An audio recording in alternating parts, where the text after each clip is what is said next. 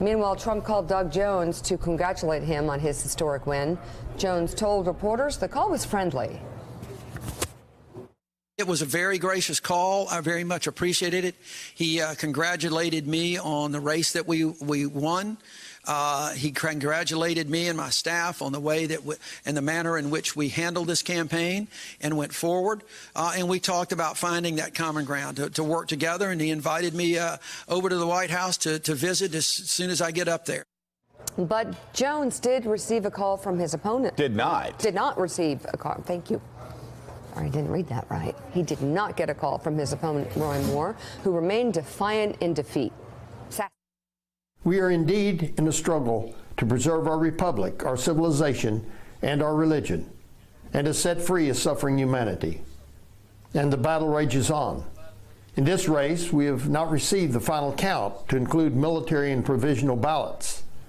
This has been a very close race, and we are awaiting certification by the Secretary of State. You know, Someone really thinks he's very important. Can you guys just do a freeze of that or something? That's fantastic. Well, I know, but you're sitting there and he's trying to look presidential or something like that, or at least he's going to. But you know, I couldn't help but look at yet another poor neck of a horse that's being yanked by a rider that doesn't know what they're doing. I know, having the literal mouth of the horse ripped apart because he wants to look powerful and ride it really badly across the field to his ultimate loss. All right, well, that's interesting. Anyway. So let's talk for a second, Willie. There are, you know me. What do the kids say about me? I'm a half glass full guy, right? Yeah, or glass half full. Either way, yeah. Go ahead. It's not Friday. We have no right to be punchy. Did I say half glass? Yeah, you reversed it. Did I say that? You got the idea. You still have breakfast? Are you wearing breakfast again? We got the idea. You're still disturbed by not being allowed into Phil's apartment. I'm going to go try. He just kept saying it was all too familiar. He was like, well, who do you think you are? Stay in your lane. Like, this is a little bit too personal. Glass it looks really bad if you try and come into my home. What do the kids say about me? You're an optimistic guy. I'm an optimistic guy. So you can look at this and see that whether he says it or not, the president felt chastened enough to pick up the phone and call Doug Jones. And other Republicans called Doug Jones. I think that was, again, we're looking for the silver lining. I think that's fairly positive. And on the spectrum of Donald Trump tweets, his tweet on election night was gracious.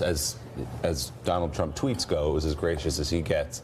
The next day, though, he did say, yesterday morning, he said, well, I knew he couldn't win the general election. I was right, so somehow claiming a victory in that way. But I do think, you know, this doesn't help Donald Trump. It doesn't reflect well on him.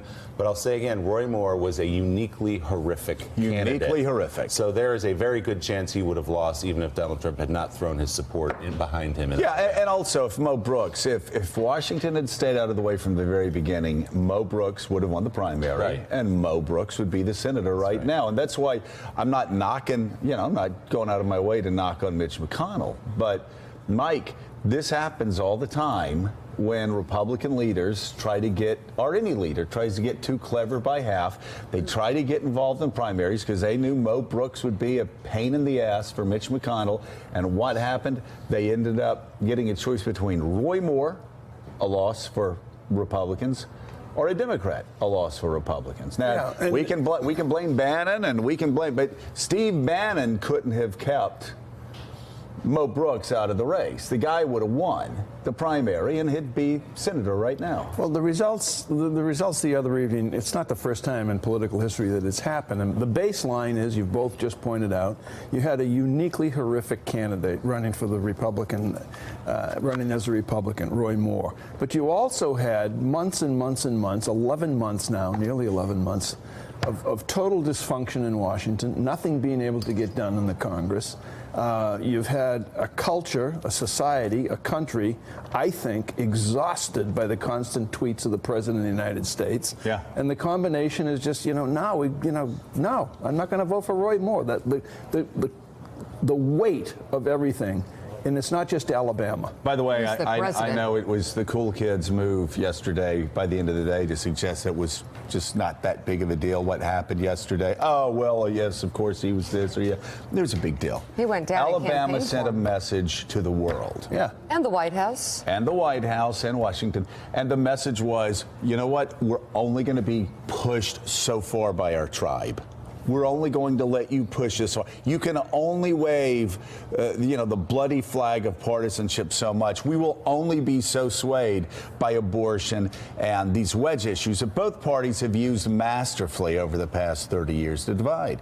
But we're talking about the problems Donald Trump had. The problem the Republicans have right now, going into 2018, Mika, just horrific. Every single poll that comes out shows, maybe Donald Trump can get reelected in 2020, but the Republicans look like they're going down in 18. The party is in a very interesting position at this point. Thanks for checking out MSNBC on YouTube, and make sure you subscribe to stay up to date on the day's biggest stories. And you can click on any of the videos around us to watch more from Morning Joe and MSNBC. Thanks so much for watching.